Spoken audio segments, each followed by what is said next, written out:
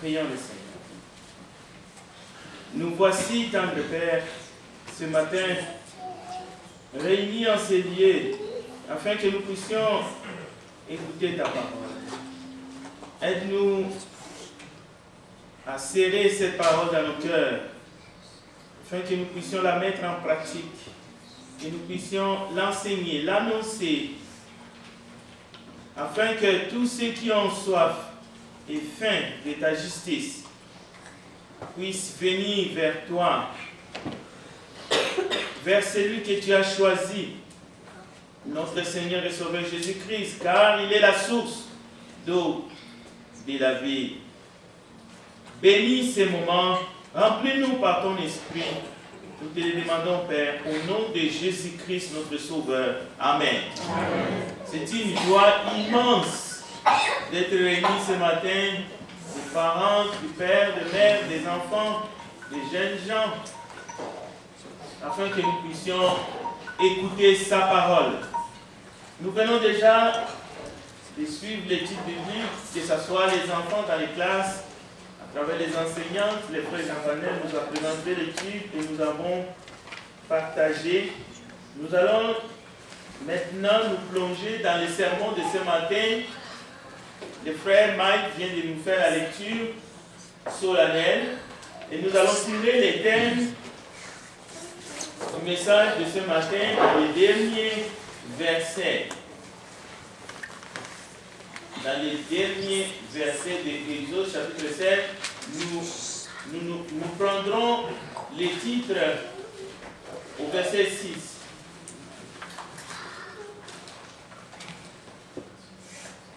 Le verset 6 nous dit, Moïse et Aaron dirent à tous les enfants d'Israël,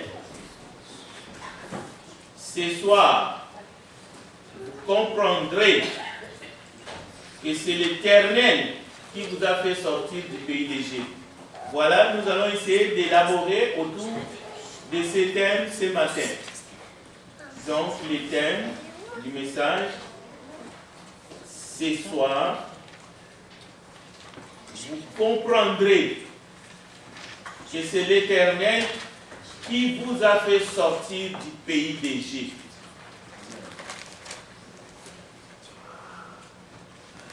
Cette multitude, 600 000 hommes de combat, sans compter les femmes et les enfants. Alors qu'ils venaient justement, pas seulement de vivre l'un des plus grands miracles que Dieu a accompli parmi son peuple, la traversée de la mer Rouge. Mais lorsque ils ont quitté l'Égypte, ils ont été poursuivis par l'armée de Pharaon. La parole nous enseigne que Dieu a fait de sorte que entre les Israélites et les armées de Pharaon, Dieu s'est interposé. Il y avait la nuée le jour et la colonne de feu la nuit. Mais Dieu a créé les ténèbres. En créant les ténèbres, Dieu s'est interposé entre l'armée de Pharaon et les Israélites. C'est ça qui a fait que cette armée ne pouvait pas s'approcher des Israélites jusqu'à ce qu'ils sont arrivés devant la mer Rouge. Mais en suivant la colonne de nuée, mais en voyant la colonne du feu la nuit, n'ont-ils pas compris? Maintenant, lorsqu'ils arrivent devant la mer Rouge, la parole de Dieu nous dit dans Exode, dans les livres d'Exode, que ce peuple a traversé la mer à pied sec. Et lorsqu'ils ont fini la traversée, Myriam a pris un tambourin, ils ont fêté.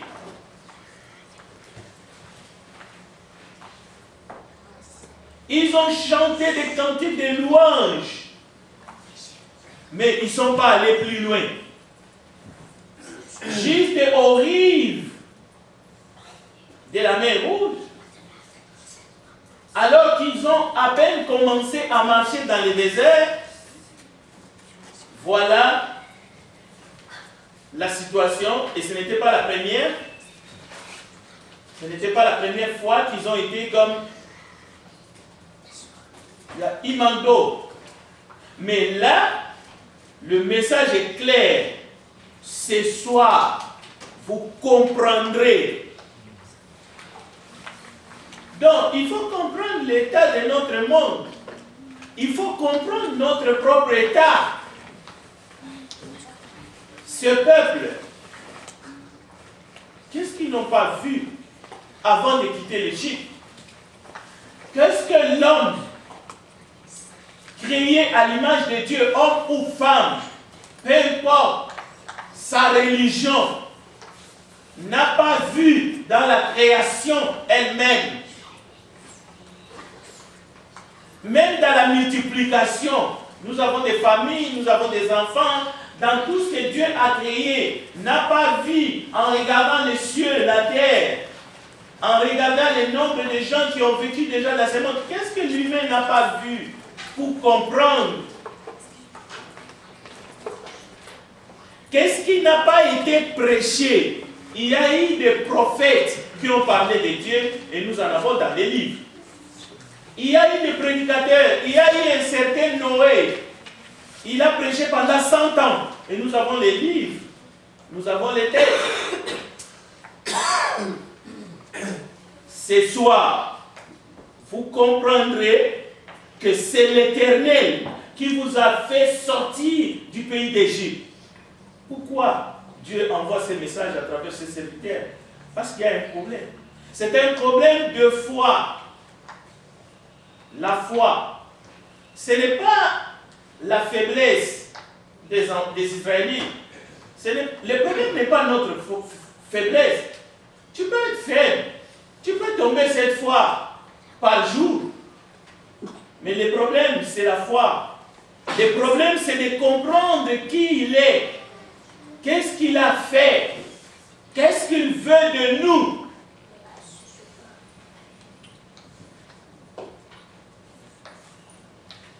Les serviteurs de Dieu ont dit, écoutez, ce n'est pas contre nous que sont vos murmures, c'est contre l'Éternel.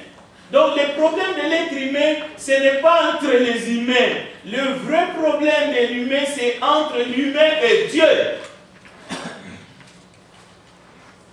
Ton problème n'est pas contre quelqu'un d'autre. Ton problème, c'est entre toi et Dieu.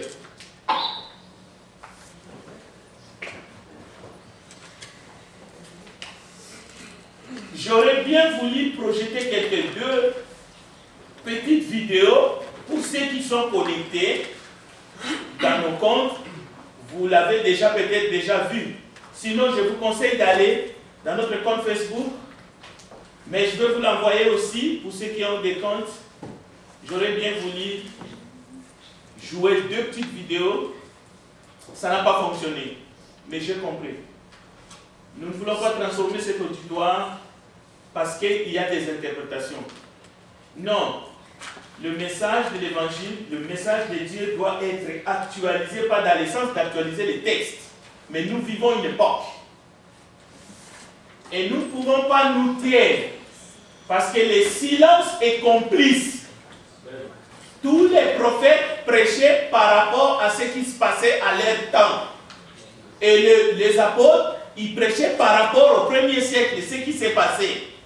Ils condamnaient par exemple la persécution des chrétiens, et ainsi de suite. C'est pour cela, je vous recommande. Alors, un agent de l'ONU, cette semaine qui vient de se terminer, c'est une semaine qui a été très chargée en émotions. Mais pour nous, les enfants de Dieu, nous allons dire en émotion, mais spirituellement. C'était une semaine très chargée. Et je vais résumer ça par deux petites vidéos que j'ai visionnées, que vous pouvez les visionner aussi. Les mots ne sont pas les miens. Mais nous allons les contextualiser par rapport au message de ce matin. Et nous allons essayer d'être brefs. Un secrétaire de l'Organisation des Nations Unies, qui est un organe de paix dans le monde, il a craqué.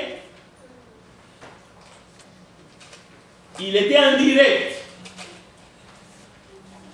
Quand je dis qu'il a craqué, c'est qu'il est parti en sanglots. Il est parti en pleurs. Voici ces paroles qu'il a lâchées. Le monde a échoué. Nous avons perdu notre humanité. Il parlait à l'égard de ce qui se passe à Gaza. C'est un fonctionnaire. C'est quelqu'un qui a de l'influence dans l'organe de l'ONU. Mais il a ajouté encore quelques paroles. Mais je vais d'abord essayer d'élaborer. Le monde a échoué. Nous avons perdu notre humanité. Oui, le monde a échoué. Mais le monde a échoué depuis quand? Le monde a échoué. Quand on dit le monde a échoué, l'humanité, l'homme, l'humain sur la terre a échoué depuis quand?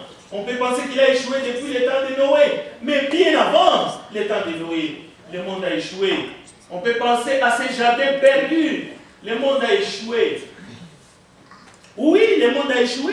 C'est pour ça qu'il y a eu tant de génocides. Il n'y a pas eu seulement un seul génocide. Il y en a eu plusieurs. Mais là, il s'est exprimé à cause de ce qui se passe à Gaza. Le monde a échoué. C'est pour ça que nous avons eu deux grandes guerres, de 14 à 18, de 40 à 45. Mais le monde a échoué. C'est pour ça qu'il y a eu même des croisades dites religieuses. Les gens se sont entretués. Le monde a échoué. C'est pour cela qu'il y a eu la colonisation. C'est pour cela qu'il y a eu l'esclavage. Parce que le monde a échoué. La nature humaine est déchue. Ce n'est pas parce que les hommes étaient intelligents qu'il y a eu toutes ces choses. Le monde a échoué. Nous avons cru à un moment donné, avec l'Organisation des Nations Unies, cette instance internationale, que les choses auraient changé.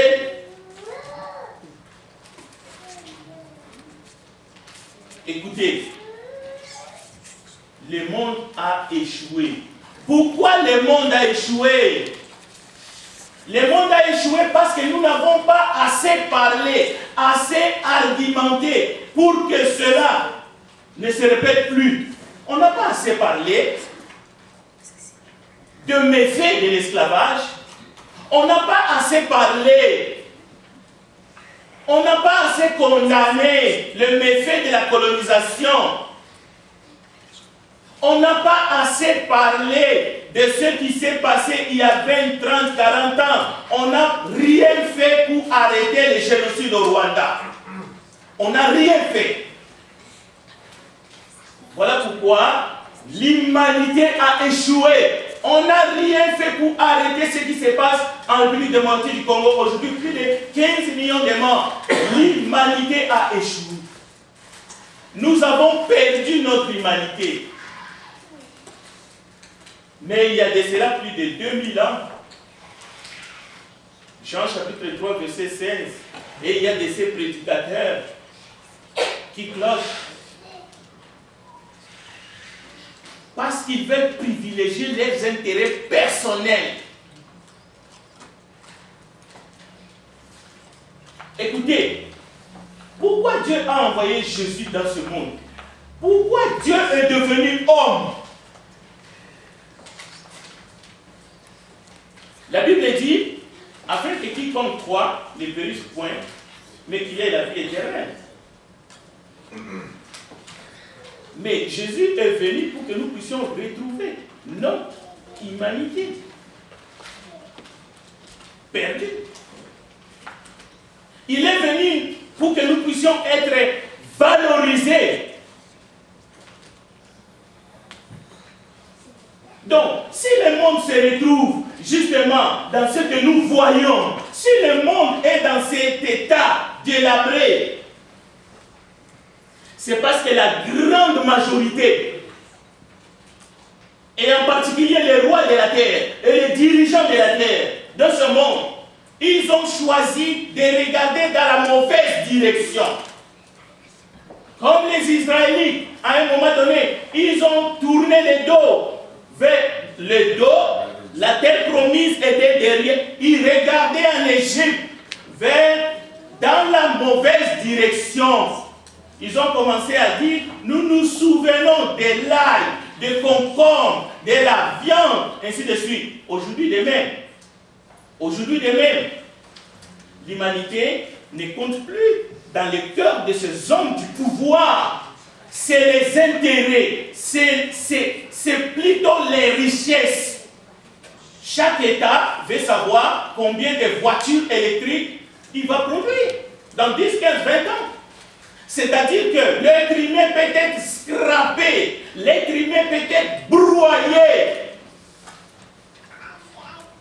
L'Église, nous avons un message. Et ce message concerne celui qui est venu pour que l'homme puisse se réconcilier avec Dieu, mais aussi avec son semblable. On a cru que ces horreurs du passé ne vont plus se répéter. Mais quand j'ai vu cet homme, ce secrétaire des Nations Unies, craquer et pleurer en direct comme ça, et prononcer ces paroles, le monde a échoué. Écoutez, si des gens qui ont une certaine notoriété et qui portent des cravates et que nous respectons, et ils peuvent dire le monde a échoué, nous avons perdu notre humanité. Et vous, les prédicateurs, vous, les enfants de Dieu, que faites-vous? Que dites-vous?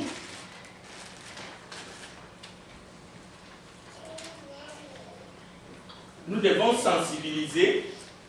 Oui, le temps est mauvais, mais nous devons être différents. Nous devons penser différemment dans notre tête. Et si nous ne pensons pas différemment, nous serons incapables de nous mettre à genoux pour marmonner une prière. Afin que Dieu touche le cœur de ces hommes, de ces femmes, de ces créatures, pour qu'ils se répandent et reviennent à lui. Tu ne peux pas donner un médicament approprié si tu ne fais pas le bon diagnostic. Tu ne peux pas. Tu regardes ailleurs. Tu regardes dans tes intérêts propres. Tu te caches au fait.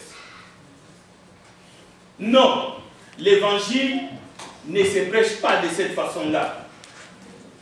Aujourd'hui, les gens sont attirés par l'appât des gains. Non, tous les messagers de Dieu, ils étaient loin de l'appât des gains.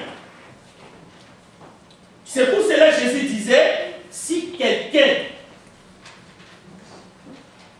ne prend pas sa croix, si quelqu'un cherche à sauver sa vie, il la perdra.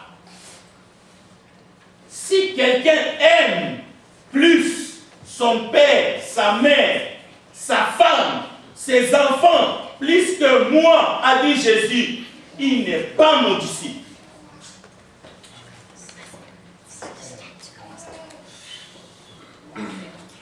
Écoutez, oui, il est allé plus loin. Il a ajouté une phrase. Il a dit, nous demandons pardon aux Palestiniens. Cette phrase m'a inspiré dans un sens. J'ai compris que nous devons demander pardon à Dieu de n'avoir pas assez sensibilisé, de n'avoir pas assez prêché la justice de Dieu, de n'avoir pas assez prêché que l'homme doit considérer son semblable comme lui-même. Nous n'avons pas assez dénoncé le péché, mais au contraire, nous sommes tous des bénéficiaires. J'ai compris que nous devons demander pardon à Dieu aux peuples arméniens. Nous devons demander pardon à Dieu à cause de de ce qui s'est passé parmi les peuples juifs eux-mêmes. Mais nous devons demander pardon à Dieu parce que nous n'avons pas assez réagi. Et qu'est-ce qui se passe au milieu des peuples yéméniens? Oui, c'est vrai, nous devons demander pardon aux Palestiniens, mais nous devons demander pardon aussi au peuple soudanais. Nous devons demander pardon au peuple ukrainien. Nous devons demander pardon aux peuples algériens, aux Russes et même aux Irakiens. Nous devons demander pardon aux Congolais que nous avons observés, que nous n'avons rien dit. Les médias sont restés bouche fermée. Pendant que 15 millions sont écrasés et le quota est en train de venir ici pour activer vos téléphones portables. Nous devons demander pardon à Dieu. Nous devons demander pardon à Dieu et au peuple afghan. Et la liste est longue. Nous devons demander pardon de n'avoir pas intervenu pour arrêter les massacres. Pas seulement les massacres qu'il y a eu au Rwanda, mais les massacres actuels. Vous savez, si quelqu'un ne sait pas en quoi il doit se repentir, vous pouvez parler repentance du matin au soir, il ne saura pas de quoi il s'agit. Quiconque veut, il peut se réconcilier avec le Père aujourd'hui, parce que le sacrifice de Golgotha a déjà eu lieu. Nos autorités doivent entendre ce message. Ils doivent nous suivre et écouter. Il ne suffit pas de pleurnicher, il faut agir. Cela veut dire qu'il faut aller vers un cessez-le-feu. Nous devons conscientiser le nôtre si nous les aimons. Nous devons leur dire, celui qui a dit il ne faut pas tuer, il est vivant. Un jour, si vous ne vous repentez pas, il vous appellera au jugement. Mais aujourd'hui, Jésus a dit, dans Jean chapitre 7, verset 37 à 38, si quelqu'un a soif, qu'il vienne à moi, et celui qui croit en moi, boive. Car comme les dit l'Écriture, des fleuves d'eau vive jailliront de lui. Cela veut dire, Dieu a déjà réglé les problèmes des êtres humains sur la surface de la terre. Tu es libre de choisir de te comporter comme un animal ou d'accepter l'offre de Dieu en Christ parce que Dieu veut te recréer. Dieu a déjà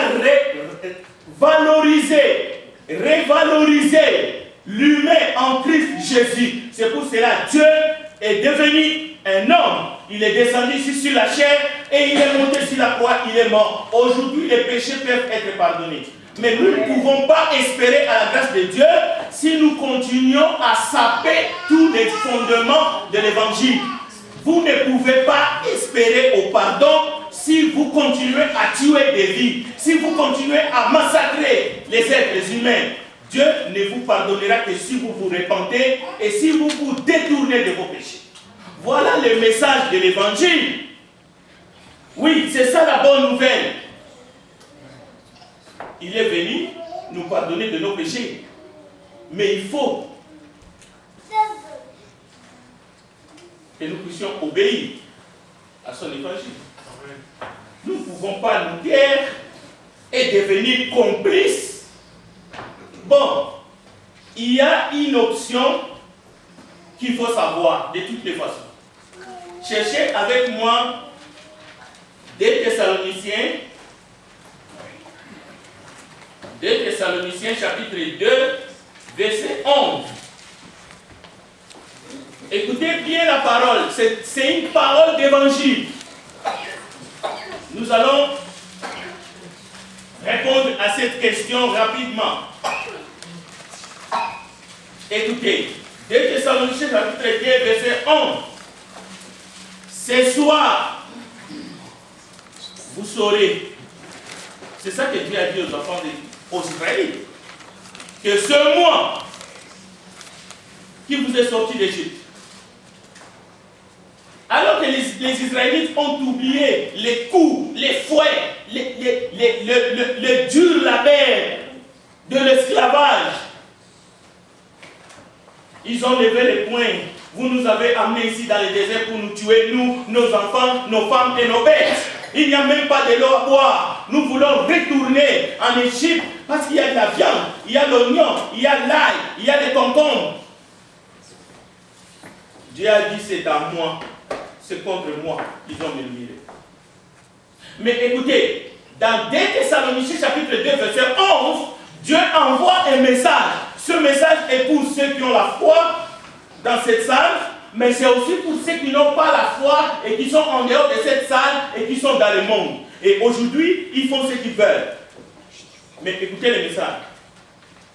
C'est un message digne, c'est un message direct, c'est un message clair, c'est un message solennel, c'est un message profond.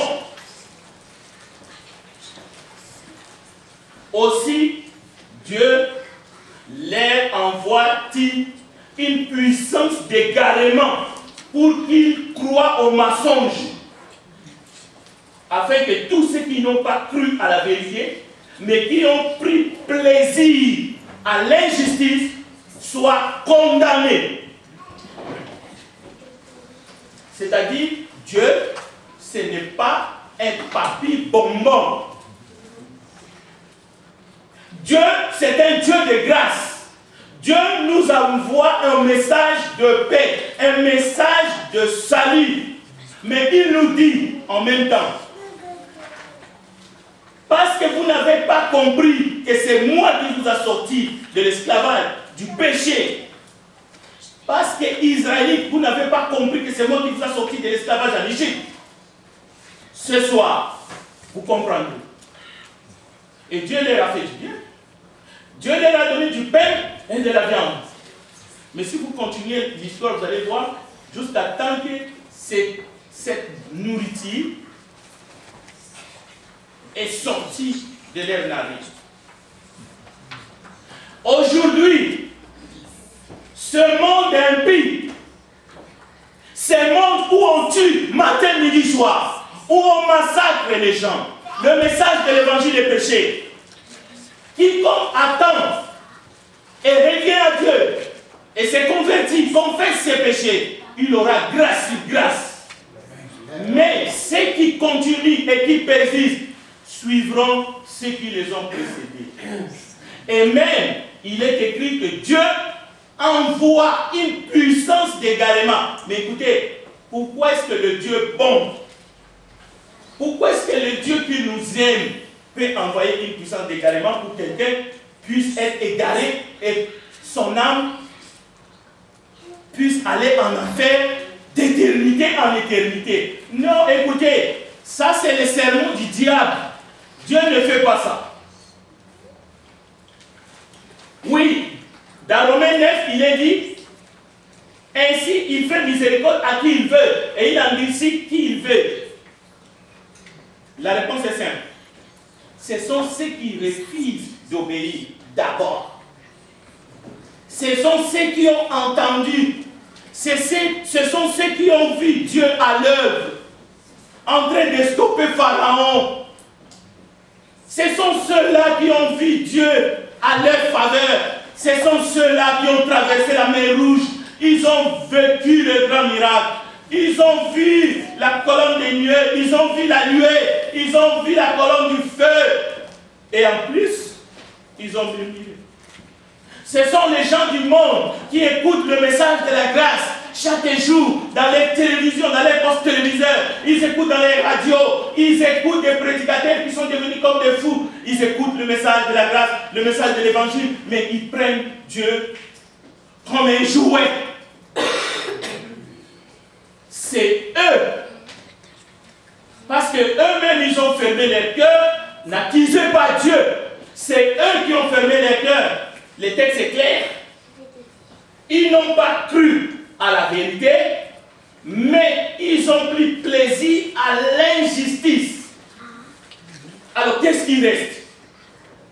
Un Dieu juste ne peut que les condamner. Amen. Cette condamnation est une condamnation éternelle. Voilà ce que les gens de ce monde risquent. Mais d'autres sont déjà condamnés éternellement parce qu'ils ont agi de même. On peut citer des noms. On peut citer des noms de Mussolini, tous ces hommes-là parce qu'ils ont massacré des humains et ils ne sont plus de ce monde. Mais qu'est-ce que vous voulez? Le texte dit clairement, s'ils se sont repentis, tant mieux. Mais ceux qui agissent aujourd'hui, le message de l'évangile est pour toi et moi aujourd'hui. Tu dois changer de direction. Tu dois regarder vers le Christ. Ne regardez pas les intérêts temporaires. Ne regardez pas les choses de ce monde que le diable essaie de te miroiter. Écoutez, il y a des choses temporaires que nous puissions jouir de cela, que nous pouvons profiter. Nous pouvons profiter du soleil, nous pouvons profiter de plein de choses. Dieu nous donne la nourriture quotidienne. Mais si à cause de ces choses, si à cause des choses de ce monde, des choses matérielles, toi tu te compromets, tu prends ton âme, tu le vends au diable, tu seras condamné pour l'éternité. Aujourd'hui, Dieu t'appelle à la repentance. Dieu appelle les rois de la terre à la repentance. Dieu appelle le ministre. Dieu appelle tous les dirigeants politiques de ce monde. S'ils n'agissent pas pour la droiture, s'ils ne sauvent pas les veuves, les orphelins, s'ils ne vont pas au secours des enfants qui sont massacrés, qui sont bombardés, ils répondront de leurs actes. Il faut comprendre. Il faut comprendre pourquoi Dieu, le Dieu d'amour, le Dieu de bonté, le Dieu de gloire, peut-il envoyer une puissance d'égarement. Alors nous, les enfants de Dieu, des fois, nous nous contentons. Oui, nous devons nous contenter de sa miséricorde, de sa grâce. Mais nous ne devons pas jouer au malin. On ne peut pas se moquer de Dieu. D'abord, on ne peut pas se moquer de son Église. On ne peut pas nous faire du mal, comme nous avons entendu ce matin dans le titre. On ne peut pas se piétiner les uns les autres. Dieu tiendra compte de tout cela. Mais le pardon est là. La responsabilité humaine. L'évangile, c'est un message de responsabilité. Même si vous n'avez pas encore donné votre vie au Seigneur, Dieu vous traite comme un homme, comme une femme responsable. Mais vous pouvez échapper à la colère de Dieu. Si vous venez ce matin, vous vous prosternez, vous confessez, vous vous détournez de vos péchés, il est juste pour vous pardonner. Le message de l'évangile n'est pas compliqué. Frères et sœurs, gardons nos cœurs ouverts à la vérité. C'est une chose d'écouter le message de Dieu de manière habituelle, ça devient une habitude. C'en est une autre, d'ouvrir notre cœur, d'ouvrir notre entendement et de recevoir la vérité de Dieu. Parce que si nous accueillons le mensonge, même nous, les chéris, les chouchous de Dieu, nous pouvons être frappés de la cécité et même d'un esprit d'égarement. Alors vous allez croire au premier venu, on fait les miracles là-bas. Vous courez. Il y a quelqu'un qui fait ceci, qui fait là-bas, vous en allez. Mais c'est parce que vous êtes frappé de l'esprit d'égarement pour que vous croyez au mensonge et que vous soyez condamné. Mais que personne ici, ce matin, et dans l'avenir, ne se laisse égarer par cet esprit de l'Antéchrist. Que Dieu bénisse sa parole. Amen. Chantons et nous allons prier.